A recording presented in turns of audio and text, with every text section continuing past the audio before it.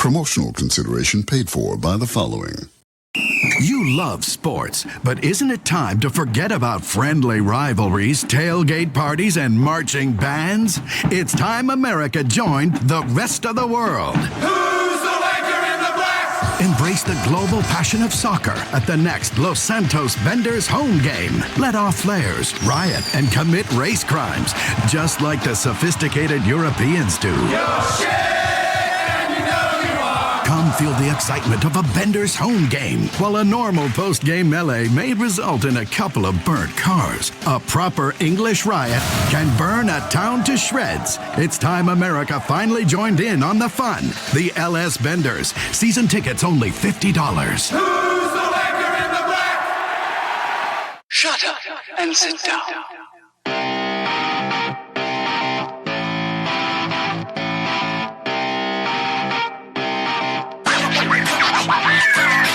What's up, everybody? Welcome back to Third Shift. This is episode 512, and I, of course, am your host, your funky leader, the greatest man who's ever lived. Oh, it's me. It's Matt. Awesome. So good. And with me, as always, it's the Light Bearer, the Light Bringer, the Light Bear Bringer, the Beastmaster of Third Shift. It's Eric, and he's here to tell us how his week was this week. Hey, buddy, as we discussed earlier on the off-air part of the getting around do the podcast thing going, we totally remember how the week was and how awesome it was. Right, pal? Tell us all about it. Yeah, indeed we do, because you mentioned something that I had totally forgotten about completely. You said, hey, we went to James's house and had fun and hung out for a little bit. That's true. And I'm glad you said that, because I had totally forgotten about it completely. But on top of that, get this, folks, all right?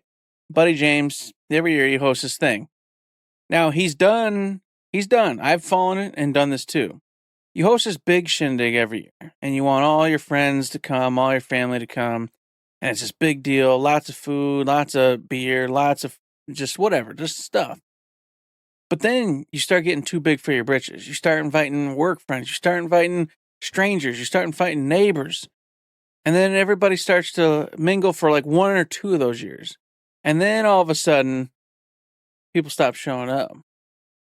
Okay, I've seen this a million times. I have literally done this myself. And I think it's happened. It's happened this year.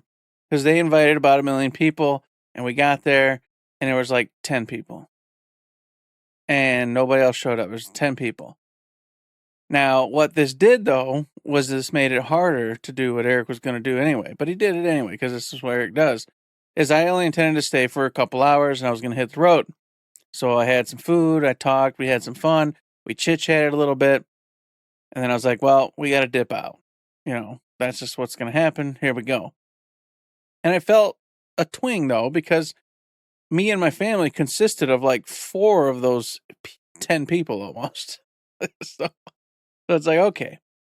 But then Matt did a thing. Matt was waiting. He's waiting in the wings. He was just there. And the second Eric went, hey, brother, I got a dip. Matt went, yes, sir, I got a dip. And before I could even gather my supplies and hit the road, Matt was waving to me from his car and driving away.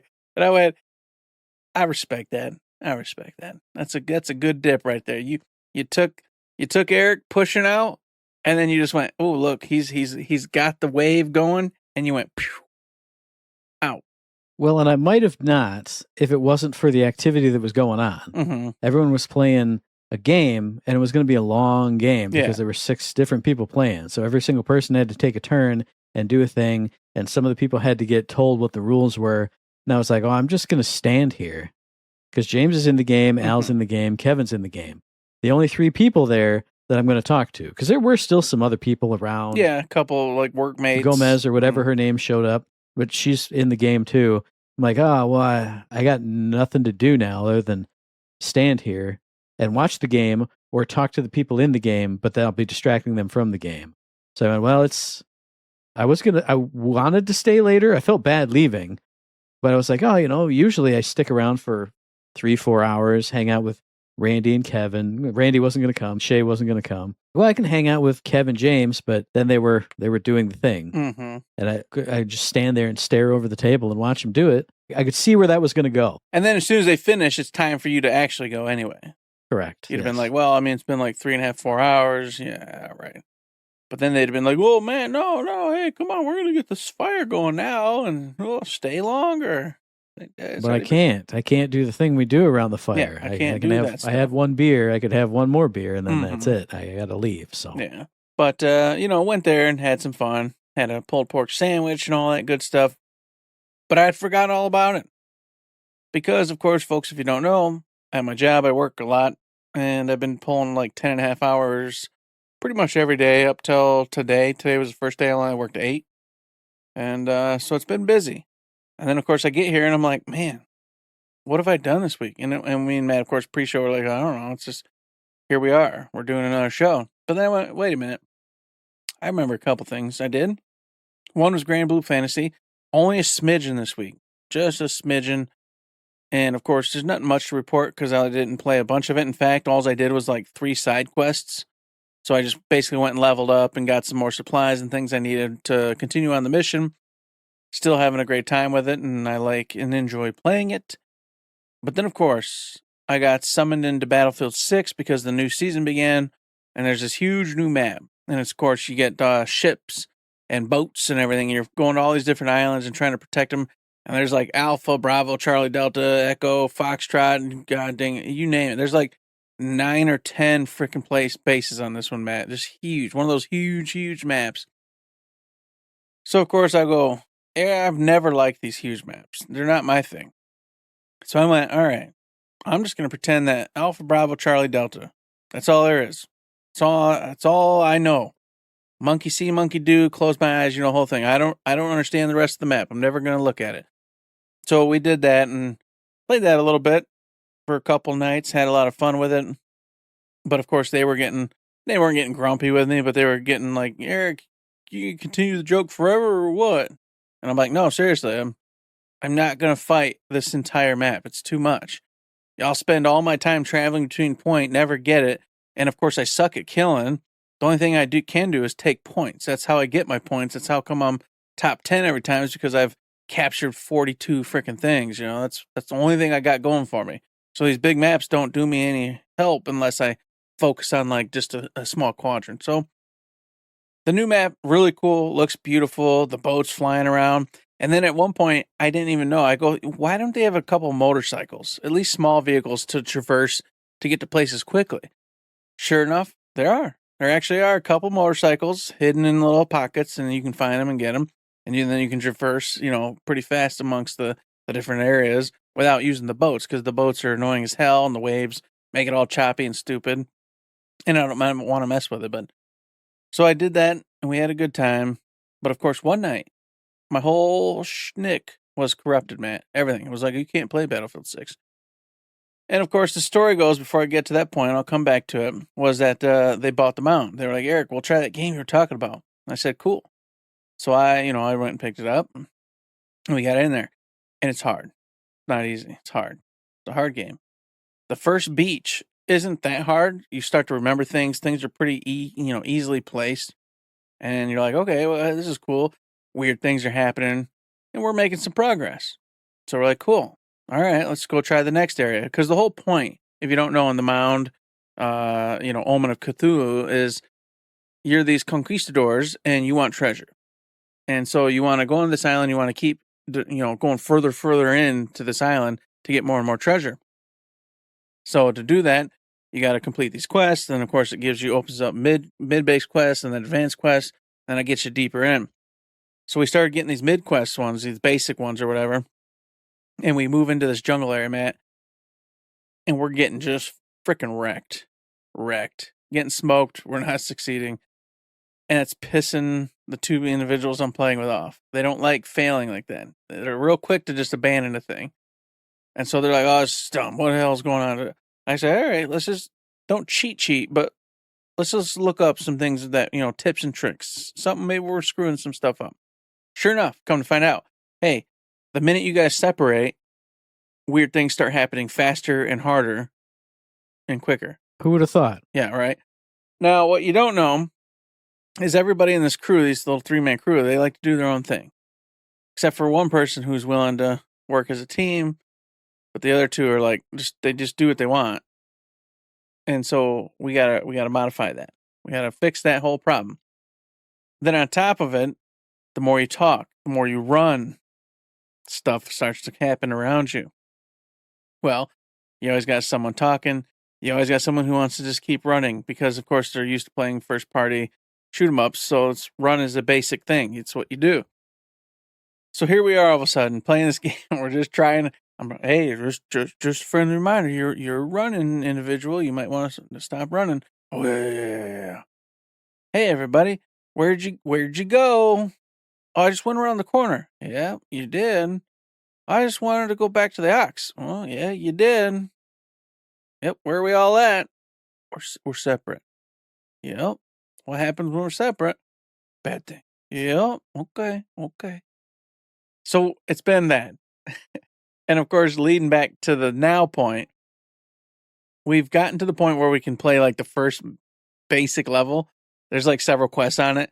We can do those and we do fine. But the second we branch off, it's still the same thing. I'm at the Ox. Oh, I'm going to the fort. I'm doing da. And so I know what it is. I figured it out finally. I'm like, okay, here's what I got to do. I have to memorize everything, which I did for the basic one, the first map. And then I go, let's go to the right. There's a shrine and a relic here. Let's go up to the left and the right. There'll be two things here. Da. And if I can guide them like that, it stays okay. But the second I don't know, like, where we should go, and then we're dead. And then they're like, that's too crazy, stupid. But I'll tell you this, the game is fun. And the game is crazy. And it's what you'd imagine. Just all sorts of shenanigans happen. I mean, I turn around and frickin' Chad's a tree. And he's going, I'm like, Chad, you're a tree. You know, and it's funny. That's like one of the more amusing things. But sometimes everybody disappears. And I'm like, where's everybody at? And they're like, dude, we're standing next to you. I'm like, you're not next to me. There's nobody here. Dude, we're here. No, you're not. And then baddies start running on screen. And I'm like, why are they like, dude, there's 4 baddies coming. Now what the game doesn't tell you is that it turned them into baddies for me. And so now there's baddies, but there's baddies. And I don't know which ones are them or the baddies. So then I'm like, all right, I'm help. You just cut me open. What the hell are you doing? Because you can hurt your friends and kill them and everything. And that's where all the fun's at. It's because you're like, I don't know what's happening. Oh my God, please help me. And there's stuff you can get as you go along that can like heal you temporarily from problems and things happening.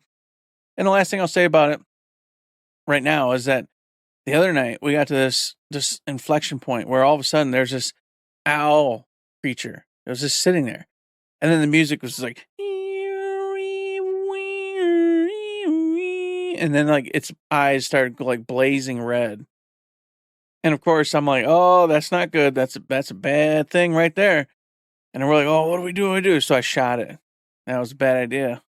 Shot it and it goes up in the air and just explodes out. And all of a sudden we're just getting rained on with all these strange creatures and monsters just pouring in on us.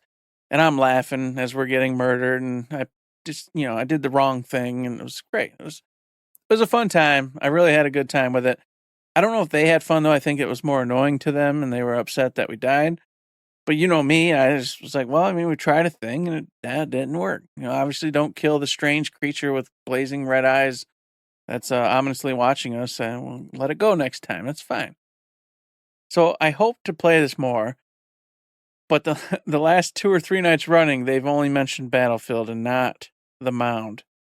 So I think I'm going to have to like play the trump card and force them back into another round or 2 and try to get them interested. But if not, I'm screwed because apparently this game going solo is like almost impossible unless you're just really damn good at these games, and I'm not. So, my God dang it, man. I just spent $40 on this thing. No, and they don't care because if you don't know them, they're wealthier than I am. So for them, it's just a splash in the bucket. We can move on. For me, I'm like, no, you wasted my money. You guys are gonna get in here and play this goddamn game with me. You're right, but you should have known, Eric. That's why we don't buy co-op games ever anymore. I know. And I know it was too sweet on the tongue. It was the taste of a little Cthulhu magic and candy. But you should have known. Come on, you knew because all the things you said were the things you said last week. Oh man, if you make noise and you're dumb and stupid, everything bad happens. Mm-hmm. Well, it happened. It did happen, but they're the one. They bought it and forced me into it, so I didn't really have a choice. That would have been like super awkward. It was, hey, I told you about this cool game that I mentioned on the show last week, but now I'm not going to actually get it. Sorry, guys. You two enjoy. It'd be like if everyone was like, yeah, let's get in on Marvel Ultimate Alliance 3, and somebody just never bought it. Yeah, like the one guy who just never fucking bought it and never joined us on it. Yeah. Yes, yeah. You were just forced to play it by yourselves, and it was fine. You had a great time. It was fun. Yeah, we had fun, but, there's some other individual who's supposed to have bought it, yeah. I hope you feel bad about that sometimes. I hope, like, once in a while you go, yeah, that was messed up. Oh, well. No, I don't feel bad. That was my week, never though. would feel bad. That was my week. And as for me this week, well, I don't usually mention it, but I'll mention it just for the fun story of it. We had the B Team D&D night the night before the party. So went in with Kev and Kev's kid and James, and it's a series of like one-shots. But this one is all about Kevin's character's area and like his society and like his beliefs and stuff. So it starts off with knock, knock, knock. Oh, somebody comes and it's a letter for Kevin, and he talks with this guy apart from the group. So me, like my character's not in it. So I'm looking all around the room, folks. I'm like talking with Kev's kid and we're just bullshitting the whole time. And then, okay, so you get the guys together and you tell them all about what we're going to do. So I look and I'm like, okay, he's going to tell us all about what we're going to do. Yeah, just say blah. And then you just told him. Oh, but I don't know what are we doing? And I look at Kev's kid. I'm like, what are we doing? I don't know. It's like a house and some women or something. Like a house. Okay. All right. And we get into the Underdark. My character's like, hey, what's that over there? Don't look at them. Don't point at them. You know they're bad. That's bad. I'm like, what? What? I don't know it's bad. I don't know what's happening right now. And I know it's my fault. See, I'm like Chad and Vanessa right now. I know it's my fault, but it's also not my fault because you didn't tell me I needed to pay attention to that. So what do you want me to do? See, that's one of those things I think is more of a Dungeon Master thing, because I like both ways of playing, and I think they're both legit. There's one way of playing is exactly what you're doing. Is I'm not in this group, so I don't know what they're doing. Okay, don't pay attention. And then you depend on the character to inform you of what you need to know. And that's like the legitimate way. That's like you're in the story. I only know whatever Kevin's dude is telling me. That's all the information I've got. And that's why I've been half-assing it when we do it, because I go, well, should I know this? Like, would I know this? Because I'm unlike you. I do pay attention. I listen to what everybody's saying. But I'm like, well, but I wouldn't know because I'm not part of the group, right? So, like, you just told them the secret, right? So I don't know. I'm like, I got to pretend like that's not real. None of that I know. But I do like the realistic way, which is like you said, just no, I will actually be oblivious. And if Kevin doesn't tell me properly what the hell's going on, I'm just going to screw things up and do whatever I want to do. That's the way I should do.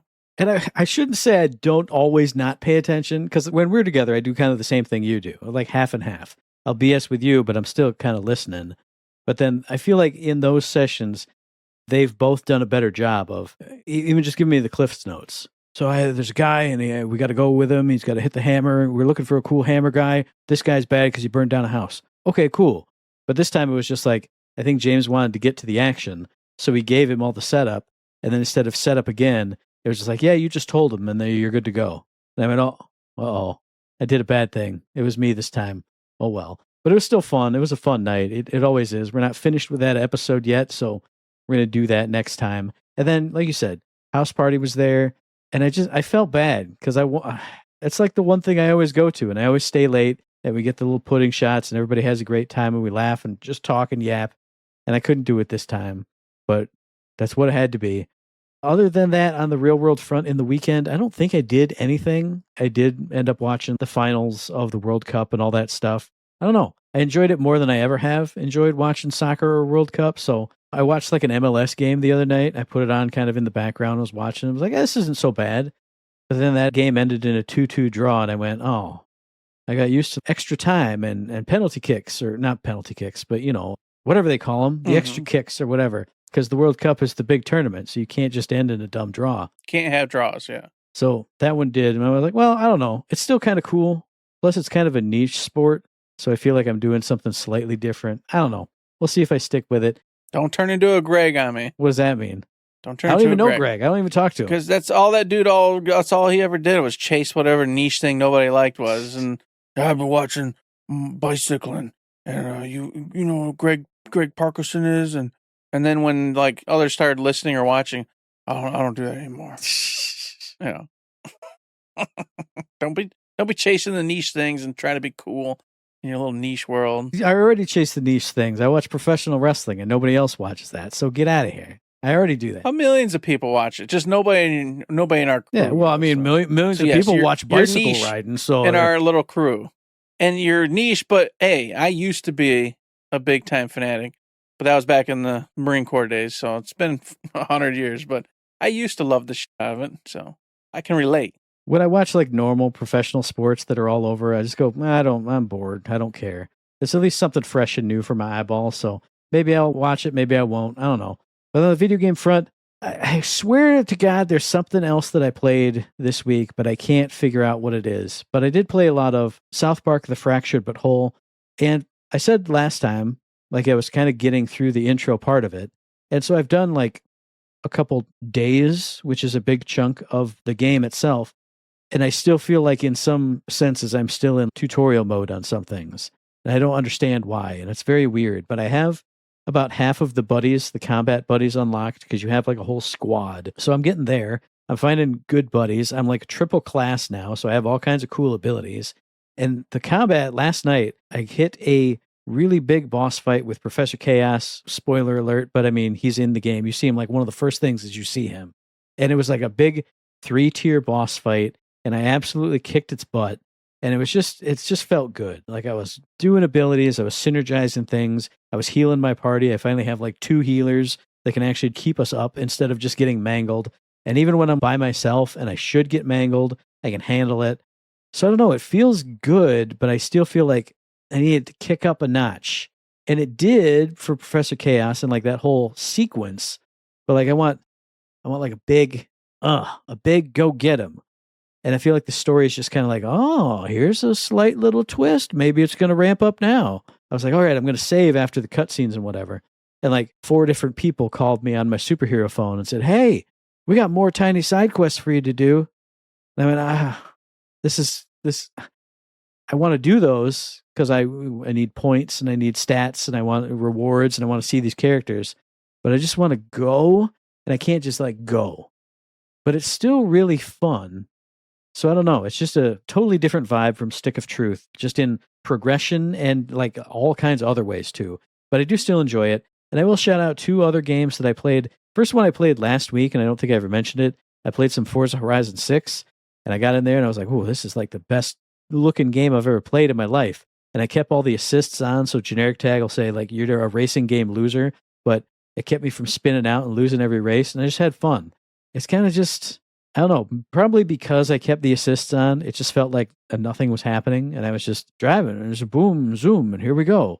But if I turn them all off, then I have to try hard.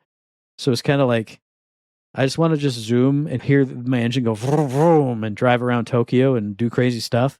So I did that for a night, and it was fun. So I don't know, turn it off and have it be hard, or just leave it all on and just laugh all the way to the bank, or at least until my Game Pass runs out. But I don't know, it was fun. It's cool. I see why people love it. And then going from a big AAA game to a web-based game, because yesterday I went through, I had a little stack of my PC Gamer magazines. And I've told you they have like a little free games section where they talk about 3 free games in the end. So I downloaded a ton of those. I played a couple of the web versions. And I played a game, maybe people know this, maybe people don't, web game called Horse Magnifier, which is a game where you see a picture of a horse on one side, and it's been, something's like changed with this horse picture. It's the same picture of the horse every time, but then like one side will be pinched in, one piece will be blown out. And so the game will give you a lens. So you got to move it over your picture of the horse on the right side to make it match. And then like it goes, yay, and like a little confetti rains down. And it's like the most small, silly, stupid little game, but I loved it. You get like all kinds of different lenses going forward. Some shrink in, some blow it out. You got to like stack lenses at certain points. And I was just delighted. Maybe because I feel like I haven't played any real games all this week. I was just like, I need something. I've been playing some free games, and some of them are cool, and some of just I don't even think about mentioning. And that one was just like, hey, here's just something just dumb from like the internet days, like, you know, back when the internet was really cool, and it was like, oh, wow, look, here's a Flash game, here's a this, here's that. It's just something stupid and silly that'll just make you chuckle. And it did that. And I went, yeah, horse magnifier, I'm shouting you out on the show. Magnify some horses. Or shrink them in. You don't know. No, I'm absolutely shocked, though, Matt. You're running out of time, Xbox Game Pass. So am I. And if you didn't know, Dench Attack is free to play on Game Pass. What? Why have you not touched it? I thought for sure you'd have gone ahead and got this one going for yourself. I'm ashamed that I haven't, but I know for a fact this was something you were looking forward to, and you're running out of time. Well, I think I have like a full month, so I think that's what I keep saying. Is like once I finish South Park, then I can go play some of these other things, because I have a few other games downloaded too that I want to at least taste to see if I'm going to buy them after Game Pass is done. Now there's like a stack of 10 of them, like a stack of 10 Oreos. If I taste that, then I'm not going to get this, and if I don't finish that, I might not buy it. Well, I only say it because this game's starting to come up on people's like top 10 list for the year. That's how good it is. And that's what's got me going, damn, I only got like 15 days left to do anything on Game Pass. Now, of course, I could just go buy it on PlayStation if I really wanted to, but you know, it's free right now, and I'm like, I could go beat this. It's like an 8 to 12 hour game, so I could, for free, just go smash this game and have a great time and move on. And I think that's the other thing in my head is just like, you would probably like this enough to just buy it anyway, so you don't like need to play it right now. Go watch a proper review of it, which I haven't done at all yet, and go, woo-hoo-hoo, and then I'll just go buy it. Mm-hmm. That's just what'll happen. So True that. I feel like bigger things on Game Pass are like squeezing out the smaller things that I could be playing, because I won't buy this, hands spread apart from each other. I would buy this, hands close to each other, folks, just so you know, the visual. Yeah, you got the visual going. And speaking of those visuals and like big games, small games, what you would buy or wouldn't buy, I got a game on Switch too, Matt, that just sings to me, but I ain't going to lie, probably never happened. But I wanted to mention to everybody today, and that's Splatoon Raiders. It's the first spin-off game that Splatoon's ever done. It's for Switch 2, of course, published, developed by Nintendo. It's out right now if you want to buy it. And the reason why is I say that I would love to play this and it sings to me is because instead of it being a PvP game, this is a PvE game. All right, this is all about going to some weird Spirulite Island or whatever they call this place, and you, the Splatoon Raiders, the Splatoon kids, you're going here to get rid of the salmonoids and all the baddies here. But instead of you PvPing to do so and on these different maps with the salmonoids just annoying you, it's all about you and your friends taking these bad boys down in raids and missions and side quests. So with that being said, you get to play as the Splatoon kids. So you get to do all the inking, and you get to have all the different weapon varieties that's in all the multiplayer games, which has always looked really cool to me. And I loved how you interact with, you know, spreading the ink and then traversing through the ink. And of course, the different guns, laying the ink down in different ways. But not only that, now that the PvP portion's down, you know, not here, they've went ahead and kind of refined what the guns do, because it's all about PvE now, getting rid of the salmonoids and helping your friends instead. So all the guns are the same, but slightly different. And that just looked so cool to me. And then on top of it, they went, well, do you like leveling up? Well, who doesn't? Who doesn't love getting that ding and leveling up and getting new skill sets and getting points to buy different things and upgrading different things? This is what it's all about. This game does exactly that. And what else it does is it incentivizes you to do the side missions, because like most games of this nature, you do a few main quests, and then all of a sudden it's like, hey, you want to go on the next main quest? Well, of course I do. Yeah, well, the baddies are going to be around level 30. Oh, I'm only level 15. You might want to go accept some of those side quests to get yourself up to about 30 before you come back to this main quest mission. Bingo! Now you go back to the side quests. You wrap up, 5, 6 of those side quests. Now you're level 30. Now you keep on going on the main mission. That's a tried and true thing. I love it. That speaks to me and it feels good. And on top of it, once again, if you have a buddy or a couple buddies, you're doing it together and you're just coming up with these really cool strategies, because this game ramps up. It doesn't play around. Even on standard mode, it forces you with the environments of whatever that mission's landscape is to think sometimes out of the box, in the box, doesn't matter. But how are you going to succeed here? So you can't always just be like, I'm going to have this one gun and do the one thing and that's all. Because some of the maps require you to be involved in different areas. Like it'll be all about height. It'll be all about traversing and circling and kiting things around because there'll be swarms, etc. So you got to go, well, what's best for this particular map? I better not just use my Gatling gun. I better get this tank buster here or whatever that sets off these huge blasts and keeps things at bay or slows them down. All that comes into play, and all that sounds fun to me. And of course, the fun nature of the Splatoon kids. It just, I don't know. I always wanted to play Splatoon, but I didn't really care about the PvP stuff. But this one, with it being just PvE and just leveling up and getting new abilities and going through the mission, as you say, I really want to. But I know myself, and I'm probably not going to. But I don't want to not say anything about it to those who it might appeal to. So definitely check it out. I have enjoyed like 2 days now just watching people stream it and have a good time with it. And it really makes me wish like I did have friends and I did stuff with people anymore, because it was really cool and it was a lot of fun. And they're laughing and they're having a great time and their adrenaline's going and they're getting that dopamine hit when they get the treasure at the end of the mission and it's opening up and it's giving them all these points and this new skill or upgrade. And I'm like, damn, that looks like a lot of fun.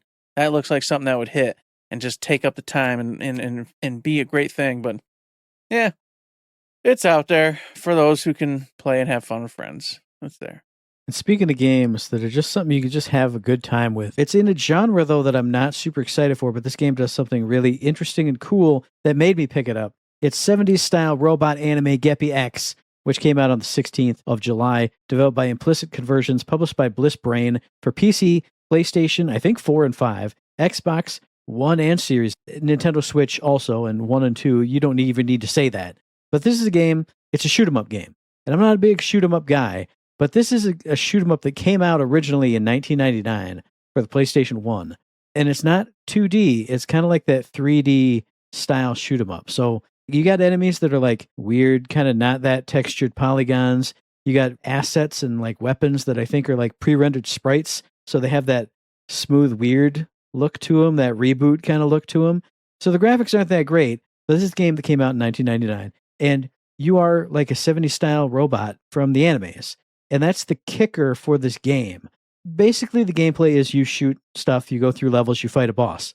But the wrapper around it is that this is a 70s style giant robot anime. So when the game starts, you know, your menu, oh, boom, game start. Brrr. Then you see an opening credit sequence to an opening theme song where you see the team come together and the robots and stuff. And then once the theme song is done, you watch a piece of an anime where it introduces the base and the team and the old crazy professor and introduces the villains. And it's not like a legit anime, because there's lots of really like still frames with just a little bit of movement. But character designs, style-wise, it's like an episode of an old TV show. So after that intro sequence, like, oh man, we're going to fly out with our 3 things that combine to make the giant robot. Then you play through some of the stage. So where you're doing the shoot 'em up stuff as the robot flying around. There are 3 different styles of robot. There's 3 pieces that come together. So when you switch, like which one's in front, it kind of changes how the robot plays. Changes the speed, the strength, the special abilities, that kind of stuff. And then as you get about halfway through the stage, you get one of those eye catch things. Like Eric knows what that is. Pichoo! All right, you're watching Super 70 style robot anime Geppy-X. Ching! And then it goes into a commercial from that era. Like not a real commercial, but the one that I've seen in the reviews that's gotten spoiled. It's like, it's a commercial for Geppy-X branded shampoo. We're like, oh, hey, we need to wash our hair. And then after the commercial, you get another eye catch. Basically, now we're back to Robot Geppy-X. And then you play through the rest of the stage. And then you beat the boss. And then it goes into the anime where they wrap up the episode. And then you get the closing credits song. And then it says, next time on Robot Geppy-X, doom. And then you do the same thing for the next stage. And you can see different episodes if you clear certain bosses in certain ways, or play with certain characters in the lead and kill the boss with this way, or kind of go not fully Star Fox way, but like take a secret alternate exit through the level. Now you'll see a different episode in the episode 2 slot. So I've heard the gameplay itself, it's kind of slow, it's kind of clunky, but it's literally the PS1 game that you're playing. But the whole wrapper around it, you're watching an anime, but when you're fighting, you play as the robot fighting. And it just looked so awesome. Like, I love old anime like that. I love just not the cheesy character designs, but the old school character designs. And you can see, like, when you watch the anime part, this is the kind of, like, they drew it. You can see the pencil marks. You can see the ink marks that somebody drew. It's not smooth CGI. When you listen to the voices in the anime, one of them is the guy who played City Hunter. Like, it's legit voice actors from animes from back in the day. They came and did this series for this game. And then now, 27 years later, here it is. You can play it on your Switch or your PC, your PS4 or your Xbox or your whatever. And I just thought it was freaking phenomenal. Like, the gameplay doesn't look that out of sight for me to play. And I'm not a big shoot 'em ups guy, but it's not like Supreme Bullet Hell. It's kind of one of those slowest shoot 'em ups. You pilot a kind of a big robot, but the point that you're not supposed to get hit is like right in the middle or whatever. And I don't know, it doesn't look graphically really cool, or the play doesn't look that great, but just, man, I can't believe that this thing exists. And it existed 27 years ago and I didn't even know about it. What a weird game. I instantly bought the Japan exclusive, not collector's edition, but like special edition that has an art book and a drama CD and all that stuff from VGP, which is up in Canada, who does kind of like Play Asia. They do the same thing. I could not say no to this. Like, I have to have it in my physical hands and put it in my physical Switch and play it and watch this weird anime. So 70s style robot anime, Geppy-X. I think if you just get it on Steam or whatever, it's $25. That's nothing. That's nothing for a completely unique experience. What a wild thing. I'm so delighted by this thing. Just watch a review of it. You'll know if it's for you or not. It's probably not for you, but god damn is this for me. Woo! I love it. I can't believe this thing exists. Woo! Awesome. Matt loving that old school anime. God bless. And I do too. Don't get me wrong, folks. So, go get it. Go take a peek at it, because that does look like and sound like a lot of fun. Reminds me of like Samurai Pizza Cats, because that was a show that like made fun. It knew that the whole gimmicky stuff was, and it did it, but it always made fun of itself for doing it. It was such a good show. I miss that show. But you know what I don't miss? Is the fact that the world of not having games is gone. I don't miss that. And in fact, now it's a world full of free games, a world full of games. You get them raw, you get them free, and we got free ones for you this week. And I'm going to start with Amazon free games. They got 2 of them for you. They've got In Sound Mind. I had no idea what this was. I was like, well, I better at least look it up a little bit. Come to find out, looks pretty damn good. It is a weird survival psychological game. You're in your own mind and you're trying to get out, and it's freakish and weird. And of course, since it's based inside of your own mind, anything can happen. So you're traversing this just crazy world, getting different weapons and things to try to stay alive and get out of here. It looked really cool. I went, huh. I mean, it looks, of course, it's not like AAA, but still looked really cool, really fun. I love a good, scary, spooky, strange, crazy game. So I was like, well, it's free. I might check this one out for realsies, at least for like a one-night play, see what it feels like, see what it sounds like and does. And then the second one, Mystic Academy Escape Room. And I'm like, we just talked about an escape room game last week. Like a Harry Potter-like thing. You go in and you learn how to be a professional escape. This is the same thing, except for it's literally like, no, we straight up are mystical magic people in a magic school doing escape room stuff, instead of it just being kind of like loosely based on it in the previous game last week we talked about. So I don't know, if you're in escape rooms, you're just swimming in riches right now, because you've got them all at your fingertips. So that's the second one. Go check it out if you want to be like a real, a super duper magic world in an escape room environment. This one might be for you. Amazon's pissing me off. I'm going to make it real quick, but they used to have my favorite segment. There was a horn that would sound. We'd yell out the things. Now it's just escape room. Yeah, escape rooms. Like they're trying to make escape room a thing. That's not going to be a segment on this show. Bring back what we really want on the show. Bring back that. They should. 100%. They need to. And then, of course, I went over to Epic, and Matt had put this one in. But I said, well, I usually do Epic, so I'll go look. And it was a game called Four Tales. And I said, I have no idea what this game is. Let me go at least look at a thing real quick. And I saw cards, and I went, blah, blah, blah, blah, blah, blah, blah, blah, and I left. It's a card-based game. Yeah, that's it. Now, I put this in like last week after we finished the show and I was resetting the thing and I went, Four Tails. And I looked it up and I went, oh, that's something cool. And it's been a week now and I don't remember what it is. But hey, you said it was cards. And it's a card-based game. Deck builder. Deck builder. I'm rubbing my chin right now. We're going to get it. But I'm going to rub my chin and go, we're going to get it because Game Pass, the last few weeks, it's been like 1-2 games. They exploded this week. So you got some games I don't know about and some games I'm interested in, which is a shame because Game Pass is running out and I don't have time to play all these games. We got a game called Fix Force that I don't remember anything about. We got the Planet Crafter that looks like you're going around crafting things, doing planet stuff, that kind of a thing. You got Shift at Midnight, which looks like a Five Nights at Freddy's type of a thing. There's like a scary monster holding up his ID card on the game box art. So it looks exactly like a Poppy's Playtime or something like that. But then you got Tears of Metal in game preview, which is a roguelite hack and slash. I hear this is a good one. It looks like a roguelike Dynasty Warriors, and it looks really cool. Yeah, it's like medieval kind of looking. It's got a unique graphical style. I was going to watch a review of it, but then I watched a review of the other thing that I talked about. So this one looked good, though. It looked pretty cool. Then you also got Hell Is Us, which is a game we were both interested in for a while. Made me want to play it again because I went ahead and watched it. Not only did I play the demo and I had a great time with it, but I also just watched some streamers playing that one recently because obviously it's out now for free. And I went, damn it. No, that was good. I enjoyed that. This sucks. Put my Xbox Game Pass for one more month and check it out this time for real? But doing the same thing. I'm like, oh man, I should play that. I should finally play Conquer Live and Reloaded because that's out on Game Pass now. Oh, that'd be so much because that is part of like a 4-game original Xbox thing that have now come to PC. Because there's that, there's like Fusion Frenzy, and there's 2 other ones that I forgot to write down. Those didn't show up on my Game Pass app, but I know that they've been ported to PC. So like original Xbox games coming brand new, quote fingers, to PC. I mean, that's cool. Game preservation, all that stuff. But Conquer Live and Reloaded, which I think I rented once and then never really played a lot of because I was enamored by the other thing, should finally play that. And then the other game on here on the Game Pass thing that I was actually really interested in, it's called Fog Piercer. I mean, what's that? It's probably going to be something about fogs and whatever.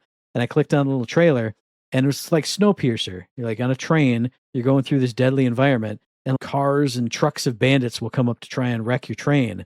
But you have guns and emplacements on the train. You can swap out, swap back and forth. You blow up the trucks, you take resources, put them back on the train to build the train up. So it's like this constant zoom in. I don't know if it's a roguelike, but it kind of has that feel of like, here's a run, we're going down the train tracks. And you're just buffing up your train and adding turrets and missiles and this and that. And it just looks cool, man. A bunch of stuff on the Game Pass this month. How could you ever let your Game Pass lapse? Look at all the cool stuff. Look at us jabronis giving it all up for these games. But we have to. The world's changing. I can't keep all this crap no more. So, but you don't. You might be out there. You might be like my family members, a little better off than me. And you can just keep it. You can keep having fun with it. And I implore you to do so. But with that said, I just wanted to mention a couple things today, and one of them's in the docket here, so I'll start with it. And that's The Witcher 3 new expansion is coming to open tonight live at the Gamescom, which we all pretty much assumed, I'm sure, but it's official now. Jeff Keighley gets to talk about The Witcher 3's new expansion, and briefly, I'm sure it was mentioned already, but I'll just restate, this is a full-on expansion that you're going to get to play with Geralt and the whole crew, the whole thing. And they said it will be massive. It's going to be humongous. It's going to be, just like their other expansions, very in depth. And the story is going to lead you up to Witcher 4. So you're definitely going to want to play it because it's a prelude to that and gets you right where you need to be for the next game. So it's a no-brainer. And I'm excited to see what they're going to do with this one because, of course, Witcher 4 isn't about Geralt. Witcher 4 is about, Ciri. Ciri is her name, right? Yeah, Ciri's Yeah, Ciri. It's all about Ciri. So this will be like your last romp with Geralt getting up to whatever the hell happened and, you taking over as Ciri, which I'm not up to speed. Matt, I don't know if Matt's played. Did you play Blood and Wine? Yeah, you played Blood and Wine. You loved all those. So of course I did. I am not up to date, so I'm an idiot, but I hope to get up to speed. I did download Witcher 3, and then I downloaded the 2 DLCs, and I cheated because I never finished The Witcher 3, Matt, but I know the story. I've already seen it a million times, other streamers playing it. So I just skipped to it allows you to just make a maxed out character and go into the DLC. And I did that, and I played that for about 4 or 5 hours over vacation when I was in Florida. And we're gonna get there. We're gonna get caught up. So just stop shaking your head. No, I'm shaking my head. I'm shaking my head because the whole point is to see Eric get the bad ending. Because when Eric would get a bad ending I'd get the in bad Witcher, ending. And like everybody would die. Triss is dead. Yennefer's dead. Yennefer Ciri's torn hates me or apart she's by dead, wolves. Geralt loses his arm. I wanted to hear that. I'd be like one-eyed. I'd be Colonel Ty. I'd be fine. See, that's what I wanted to hear. Yeah, it's not going to happen though, man. I can't. I don't have the time to do it, and I'm not stupid. But I think I can accomplish the deal, the expansions. I think I might be able to do that before this one hits, because I want to be a part of Witcher 4, and I'll go in just like an idiot gumbo if it has to happen that way, but I would like to be at least in the world somewhat and feel like I saw it for myself, at least to a degree. So we're going to give it a good old heave-ho, and I don't promise anything, but I was excited to hear all of this information. And I can't wait to see what it's all about, because even though I haven't played and finished it all, I do indeed love The Witcher, and I love the lore, and I've watched like all the show all the way up to where it ended. I've been thinking about reading the books, but of course my reading book days they only happen when my girls are in dance. So there's only like a segment of the year that gives me any time to read books. So we'll see where that goes with that, because I'm still, I think, midway through Brandon Sanderson's latest one. So we'll see if that gets in on the next one after this book. We'll see. Doesn't matter. Anywho's, there you go.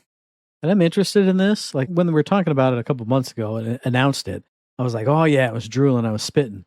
But at the same time right now, I think I mentioned my ending to Blood and Wine that I got that was just perfect. Mm-hmm. And it was like, all right, Geralt kind of gets to not ride off into the sunset, but he gets to put his stuff down and just have a good time right now. And so I'm like, man, do I want to bring him out of that? Like, I know it doesn't matter. He's a video game character, and that was like 7 years ago or whatever, 10 years ago, however long it was that I beat Witcher 3 and Blood and Wine. This almost feels to me, I'm thinking about it right now, like if I went back and played Red Dead Redemption 2 again, like I can't do that. We'll see. We'll see what happens.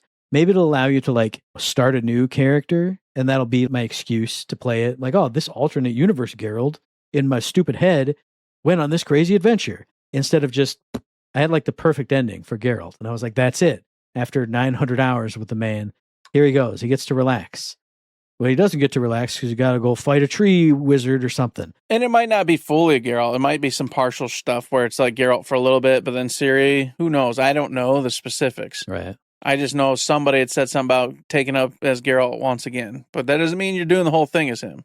They definitely say it stars Geralt. Yes. That could still be you played him for a half, and then he's there with Ciri for with another Ciri half. or something. Who knows? So hopefully your ending makes sense still and like feels okay, because that would suck to have thought you've put him down and it's like, hey, he gets to have his life, and then nope, here it is. Oh, look, now his fingers are chopped off, and Ciri's like, oh man, that sucks, Geralt. Yeah, I'm like, that's not what should have happened to Geralt. I mean, it's going to happen in Witcher 4 anyway, because we know he's in it, Yes. so he's going to do something. But I can put that as like, oh, he's Vesemir. You go to his house and you visit him. Okay, that works for my brain. But yeah, I don't know. We'll see. But then I got two things. One thing I didn't know, one thing we knew was going to happen. I found out that PlayStation fans launched a class action lawsuit against PlayStation. Apparently this happened like in May, and I just never heard about it, alleging that Sony got all the tariff money because they raised their prices due to tariffs. And then since the tariffs were shot down by the Supreme Court or whatever it was, that companies were getting their windfall back. And so people have sued Sony now, Walker et al. Versus Sony Interactive Entertainment, LLC. So it's the same thing that happened with Nintendo. I was going to say, they went after Nintendo too, yeah. So yeah.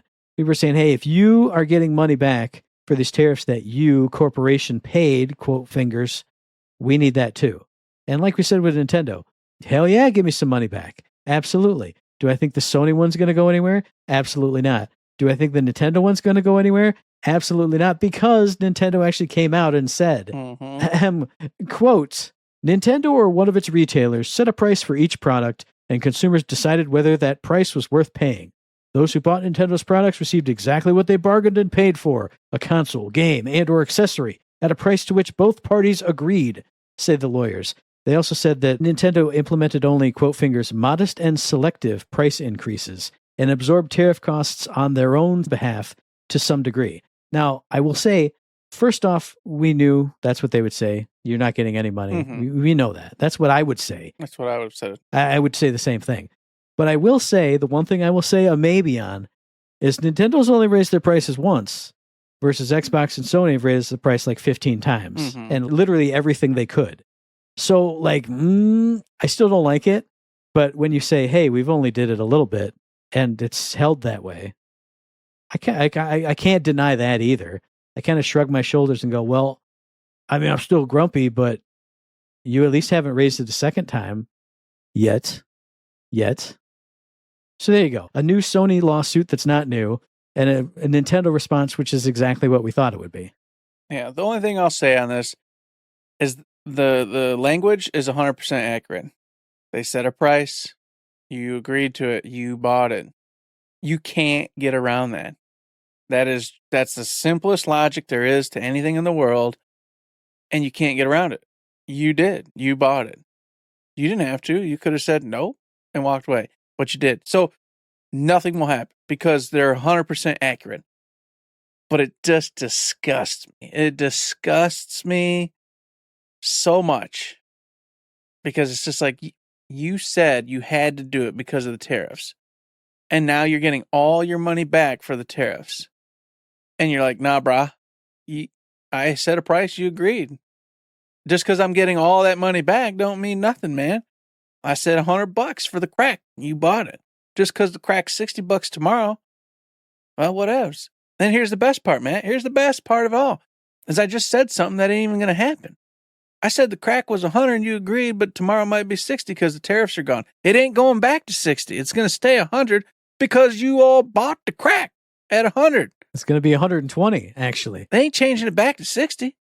We bought it at 100. 100's fine. Hey, look, crackheads are buying it at 100. Look at them go. We're done. So they got your money twice, and they're going to continue to get it because we did it. So it all makes sense, but damn, it's nasty. And the other thing, and I will say I don't 100% know anything. I'm just a feller who reads some stuff on the internet, and I bring it to the show here. But I was reading that IGN article about the Sony lawsuit. This article was published earlier than I thought it was. And they said, hey, this is all based on that theory that there's some kind of windfall, that they're actually getting reimbursed, that there's a big fund somewhere. Yeah, they said it's more complicated than that. Yeah. And I was like, is this going into Final Fantasy IX remake territory? Is this going into E.T. Carts in the Desert territory when somebody knew that it was there? And then now it's like that internet rumor that it was there. We don't really know if there is a big pile of money or not. Like I can't figure it out, but I don't know. Like if it's there and they get it and we don't get it, I'm sad. But if I don't know, we won't get it, and it doesn't matter. Period. I want to believe that it's there and they're getting money, so I can be mad. But if it's not there, then why has the story come out that it is there? They're going to get money because that literally happened. The tariff thing got struck down. They're owed money back due to blah blah blah blah. But if you read all the jargon in the Nintendo one, they even say, and also to elaborate, the tariffs were not the only reason our prices went up. We just didn't state what every reason was, but there was economic reasons, et cetera, et cetera. So they're covered in the lawyers have worded it all so great that you can't fight it because it is what they say, but it's not. But we know what it is, but it's just bullshit. And so yeah, they'll all in the background get that money, and they'll keep prices as high as they are, if not higher. And now they're just going to state it's because of the memory and because of everything else. So they've already got another scapegoat to keep on keeping the price and keep raising it. It's just a whole thing. It's bullshit. And it's not going to end. It's not going to stop. And we've already said it a million times. It's going to get worse over the next few years. So strap in and get ready for a very expensive gaming hobby for a little bit. Well, probably forever. Okay, this is the last thing I'm going to say. But, if memory is really expensive right now, and that's never going to go away because they've already pre-planned it out, 5 years down the road. If memory is really expensive to store something like on a hard drive or a disk or like a server, if that's really expensive, what do you think is going to happen to the price of things that you buy off of that server that they need to store on there?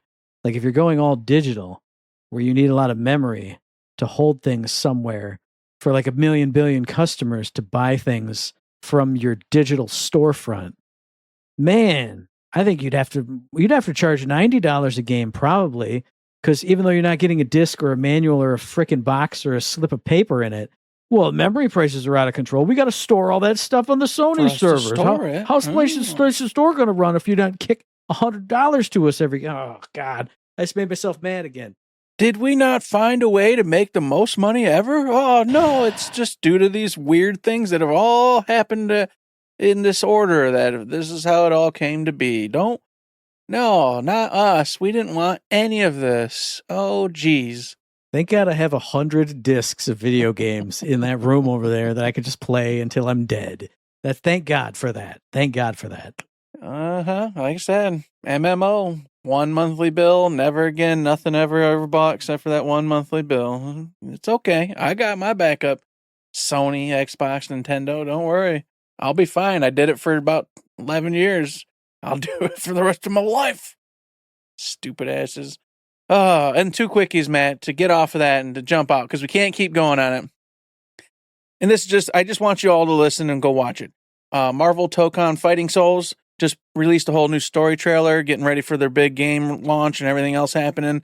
And Wolverine did the exact same thing, released another story trailer. Spot on. Both fantastic. I am just so happy that Marvel Tokon is embracing the anime theme and they go in on it. And it just feels so good.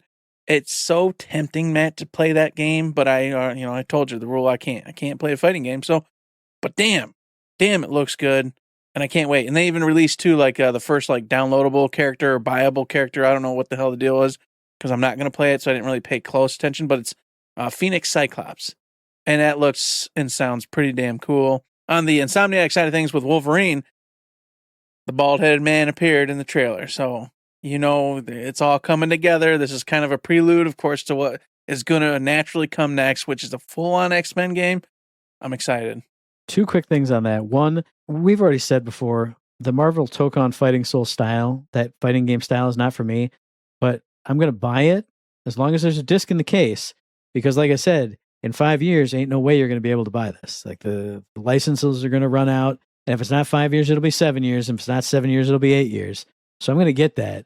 And I'm going to play solo only, arcade mode or whatever it is. But it just looks so cool. And I want to have that. I want to own that cool version of Marvel stuff forever. And I don't know if this is 100% true or not, but I'm pretty sure it's true. I was on Blue Sky and, PlayStation posted out something about Marvel's Wolverine. And the replies were all, where's the discs, all that other stuff.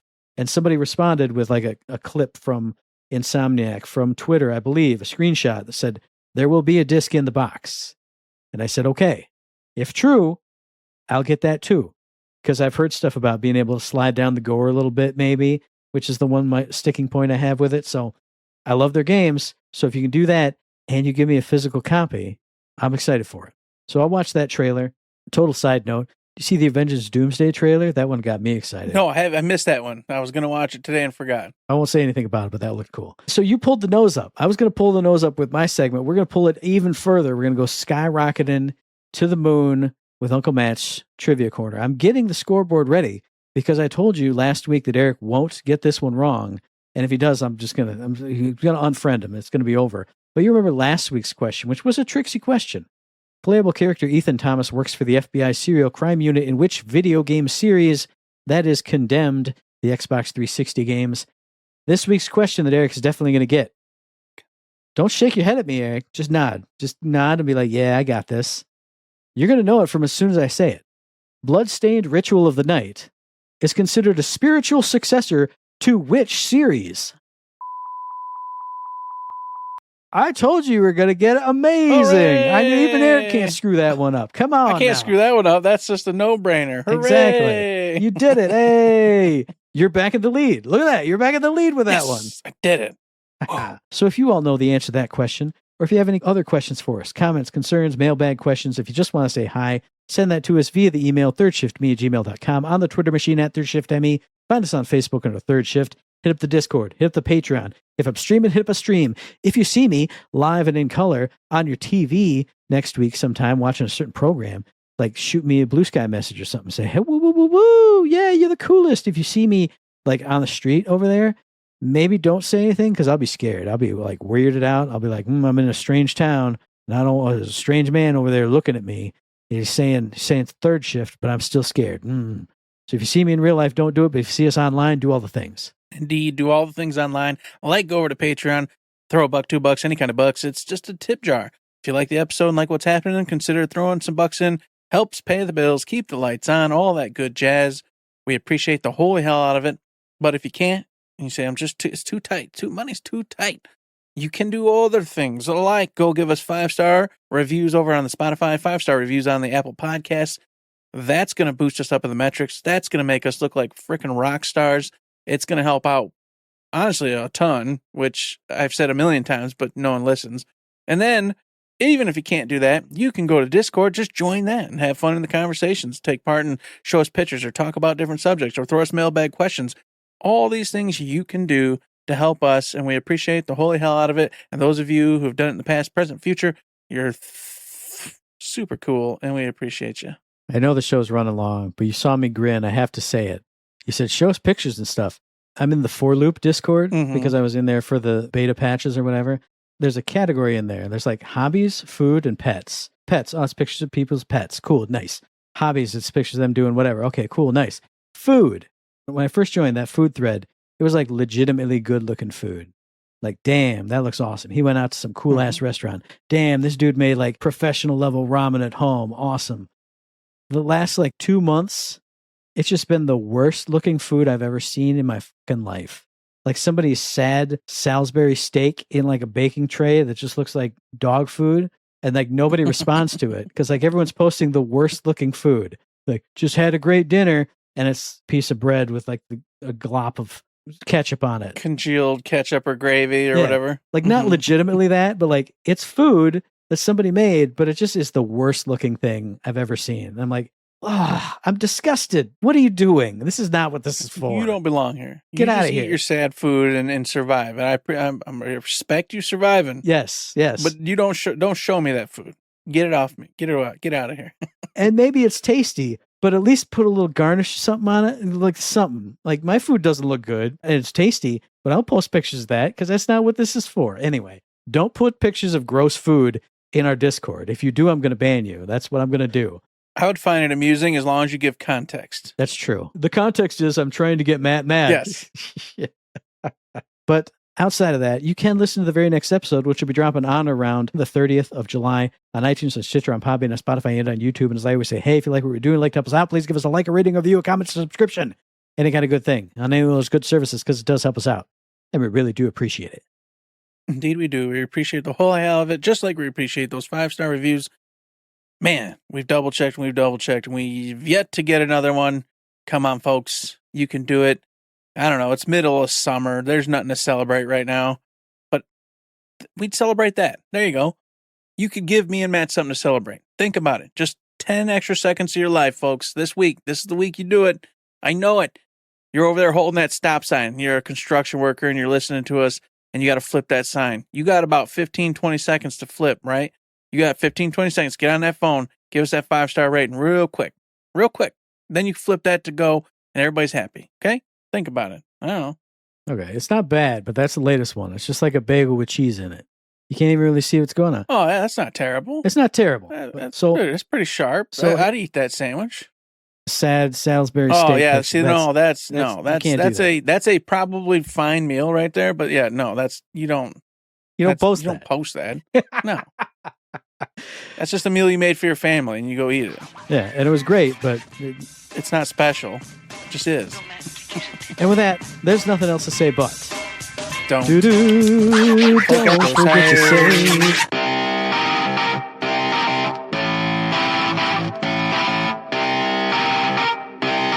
Shut up and sit down.